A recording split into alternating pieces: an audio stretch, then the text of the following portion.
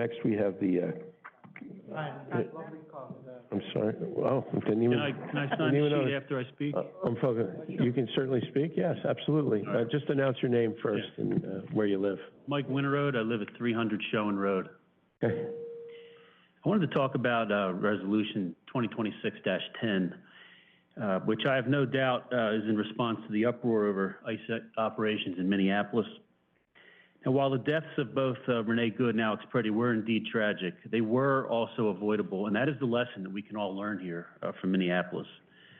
The tragedies in Minneapolis were a direct result of local authorities not being allowed to cooperate with ICE. When agitators were attacking and obstructing ICE agents who were seeking out dangerous criminals with removal orders, local authorities provided no aid. Perhaps if they did, these situations would have never escalated to the point that they did, to tragedy.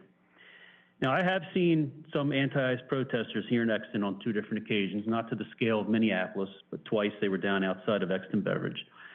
And I'm just wondering, suppose if some of these protesters decided to obstruct an ICE operation in Exton, if they were witnessing an arrest, would the West Whiteland police be permitted to provide aid to the ICE officers? For the time being, it seems the Minneapolis police have been able to now cooperate with ICE, and not surprisingly, nobody has died or been seriously injured since.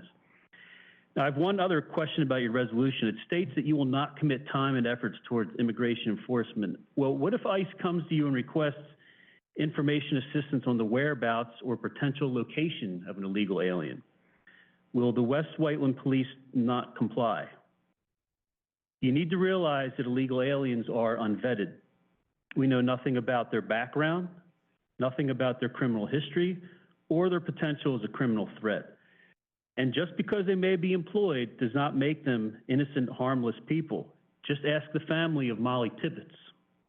She was the Iowa girl who in 2018 was murdered by an illegal alien who had embedded himself in the community as a farm worker. Your resolution, I'm afraid, will attract more illegal aliens to the area. So I'm asking you to stop with the performative politics before innocent people in Exton are harmed. Thank you. Sure. I'd like to answer those questions, so while you're there, yeah, sure. First of all, it's a civil offense, not a criminal offense, and it did state in the resolution that if there was a criminal activity, that the police would address the criminal activity. With cooperating with a federal offense, as far as immigration, again, it's just a civil offense. Now, if you had an illegal immigrant that was causing crime, of course the police are going to take that. That's what their job is, to protect and serve the community. And it's not necessarily a political stance, as you're suggesting. It's more common sense, because you don't want to have any kind of litigation or lawsuits and other things like that that would affect our township. Can I reply to that? Sure. You mentioned common sense. It may just be a civil offense, but still being in the country illegally is in violation of federal law. And, you know, even if they don't have a criminal record, if information is requested by ICE agents of local police, you could be preventing a future crime. That's not true. I mean, again, what I'm stating is, you know, a civil offense is going to be handled by the federal bureau that's going to come in, which is ICE. They're going to handle that. We have our police to handle the things in our community that they need to handle. I don't understand the problem. Well, what in particular don't you want West Whiteland police to get involved with when it comes to ICE? Can you give me an example? Sure. Would you like to reiterate, Chief? A good example would be the administrative warrants that they serve. We wouldn't get involved in that, just criminal warrants. And the other thing to keep in mind is when ICE comes to town, they don't involve local law enforcement. They come in, they do their thing, and they leave. They don't ask for our help. Have they ever come in here before and not asked for your help? They have not that I'm aware of. Well, I know that right now in Minneapolis, they are working with, they have asked for help with local authorities.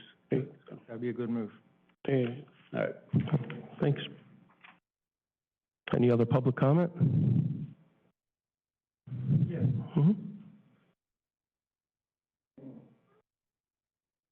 I was born in Chester County. And I moved in 1988 to West Whiteland. I was a young apprentice carpenter in the Carpenters Union. We were looking for a house, and we could only afford a fixer-upper. Bought one on Ship Road. Have been there ever since. And the Great I had done a lot of work in this community. But when you go to Boscov's, you look up at the ceiling. I installed that. Installed the ceiling at Kohl's. I worked on the Exton Mall expansion for 2 years. I put drywall up in Wegmans. I put drywall up in Target. 2008, there was a recession. Hit construction really hard. By 2010, there was no work.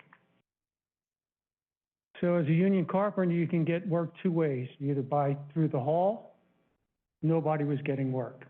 Or you could go out on the street to construction sites and solicit yourself, try to get hired on.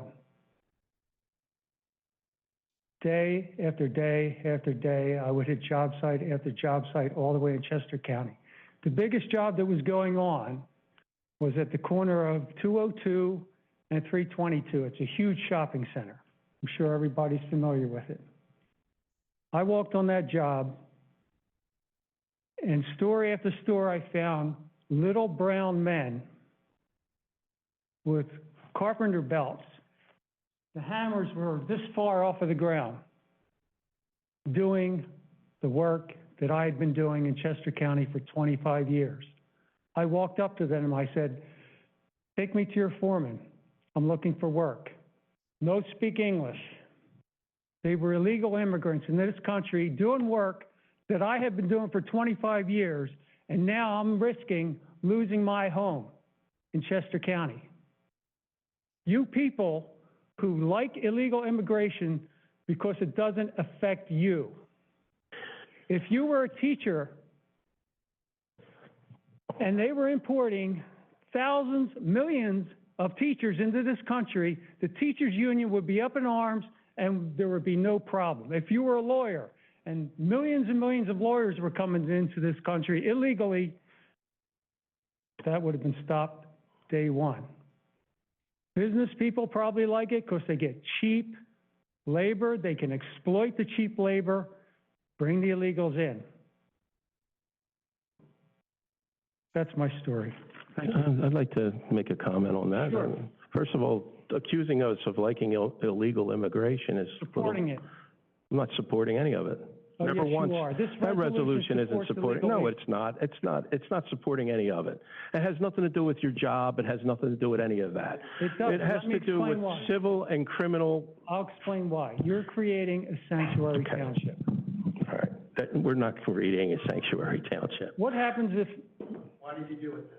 Cavalcante was here, To a prevent any murderer? kind of lawsuits that are happening.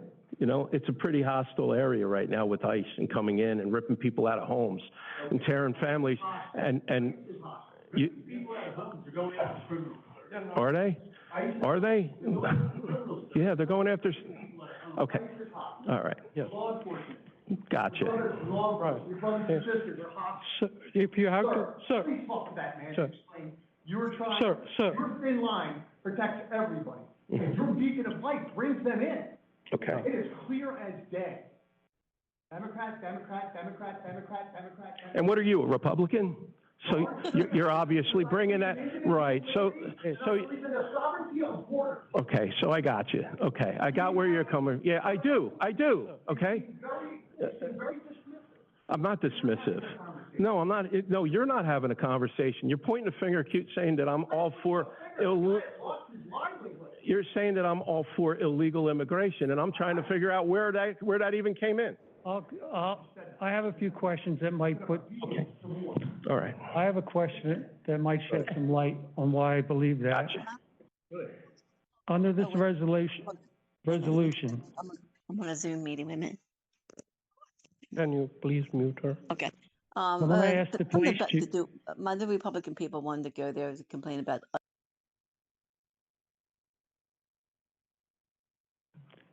Excuse me? if the FBI called West Whiteland Police Department and said they're seeking information for a person in your area, would you provide that information? If you pull someone over and you find they're wanted by the FBI, do you contact the FBI? Or do you release them? So what makes this other federal law enforcement different? That if you find somebody, if you come in contact with somebody, you know there's a detainer on them, do you contact? Does this resolution permit the police to contact ICE and tell them, yes, we have your man? You want to answer that question, Chief? Yeah, if there's a detainer or criminal, with a criminal warrant, yes, we would advise them. Civil, what if it's a civil warrant?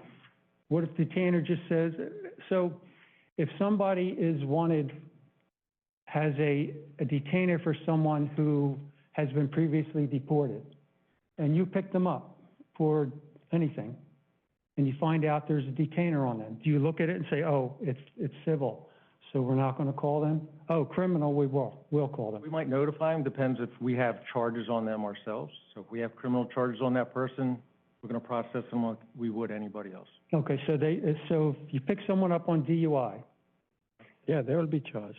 you see in the system that they have a detainer for prior deportation, where they were deported, they came back, they're wanted by ICE to be deported again. You have them on DUI. We would have to see, I would have to see all the paperwork. My officers would have to look at the paperwork and make a determination on a case-by-case basis. So you might, On a DUI, it's a straight question. No, it's DUI, really you not. normally release him, on a right? DUI, we're normally going to release. But you find out he's got a detainer for prior deportation. For an immigration type warrant? No, Prior no, deportation. we would not. That's, so that's, No, that's how we would have handled it prior. you would always, you would never, First of all, it's very rare. We don't get that many, mhm. and that's how we would have handled it. Okay. What happens if you find somebody, you pull them over and they have no ID? You cannot identify them, they have no proper ID. What do you do with that person? They're driving a vehicle, they're clearly, there's evidence from... We have ways to identify people. Well, what if they don't give you any identification? They have a fingerprint, we can identify. You take a fingerprint of them and identify? We have And you mobile find out we there's a have detainer on them, do you send that? Sorry, I couldn't hear your question. And you fingerprint them, Yes. you find out who they are, Mhm. and if there's an ICE detainer on them, you don't call ICE. If it's a civil, if it's one of those administrative type detainers, no, we would not. Okay. Thank you. Thank you. Well, yeah. Ginny Marcel, Kerrs Lake, 103 Showen Road. I'd just like to speak up in support of your resolution. I want to thank all of you who do so much for our township, and you too, Chief. I heard the word beacon tossed around a lot tonight. And what I see is, yes, you have set up a beacon, but a beacon of tolerance and welcoming to this community that we have, where we have a lot of immigrants who are legally here, who are justifiably scared. I do not feel scared out on the streets of somebody coming and ordering me to stop and then pulling me out into the street. And when I see, it is very upsetting. We've all seen these videos. I mean, people shot in the streets, people pulled from their cars, handcuffed, carted away, and then we hear that there's mistakes, but they've been kept in these horrible detention centers for weeks on end, not being able to contact their people, their family, their loved ones are worried, their children are worried. Again, I'm not afraid. I look like this, but I know there's people in our community who are scared, and I just think it's really great that you have said through this letter that we don't accept that. We're not going to work with them, and that our police force can focus on the real crime that is here, and also keep that really great community, what do you call it, like community law enforcement that you have. We should be teaching our children, we should be teaching our community that they can trust law enforcement, that they can look to them for help, that they don't have to be afraid of them. They don't have to be afraid of the kind of violence that we see. So contrary to what we just heard, I actually thank you. You are building a better community for this. People feel safer. Thank you. I'm glad you feel safe. There are, on average, 300 to 500 people a year that don't feel safe anymore in this country because of illegal immigration, because they're dead. Can you tell us your name and address, please? My name is Christopher Uzi, and I'm from 310 West Sweetsford Avenue. I grew up in Exton. I've been in Exton since 1972, in and out for different things, college and such. I have never been part of or seen a township governance separate themselves from law enforcement. It's shameful. It's shameful. 75,000 people die a year because of, in large part, because of illegal immigration, because of the fentanyl coming into this country. And yes, we're part of that. Is that funny, Raj? No, you're making up stuff which is no, I'm not. Really false. You think fentanyl deaths didn't peak at $75,000 a year? Look it up right now, Raj. Look it up. If you're laughing, look it up. It's not funny. I mean, you Why do is not, that funny? You do not understand the process or what they're doing. I understand the process of cartels and the Chinese national government getting fentanyl into our country. Chief, you know what I'm talking about with fentanyl deaths. I know you do. We can sit outside and have this discussion separately. No, this is about illegal immigration and letting it out of compassion. Yeah. Let it happen. Out of compassion, 300,000 kids are missing in the last 4 years. Out of compassion, 75,000 people on average died of fentanyl poisoning every year. Out of compassion. I am a teacher. No. I've seen it. It's not funny, Raj. I'm not saying it's funny. I'm saying you're making up stuff which is wrong. What am I making up, Raj? And yelling at that doesn't make it fact. No, I'm asking you what am I making up? You're making up like, oh, every fentanyl death is due to an illegal alien. That's not true. That's a lie. No, it's actually very true. They came in through illegal immigration. I will tell you that's a lie. Okay, well, thank you for telling me that's a lie, Raj. Yeah. No proof. Yeah. And I have the proof. Look it up. Yeah. Yeah. All right, so compassion. Real compassion is law enforcement. You brought up the beacon. I'm going to tell you. Listen. Yeah, well, you brought up beacon. You looked right at me. Yeah, that's your compassion. I want to hear the truth. All right, well, can we tone it down a little bit? Because absolutely. You're really well, Raj just said I'm lying. All right, well. That's what started me again. Right. Raj just called me a liar. Okay. Yeah. He doesn't even know me. So anyway, I've been here again since 1972. This is the first time any governance has decided to disassociate itself from law enforcement. And it's disgraceful.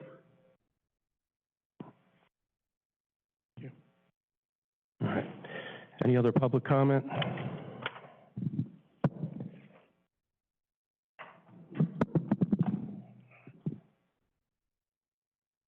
Okay. I see none. All right. So we have the consent agenda approval of January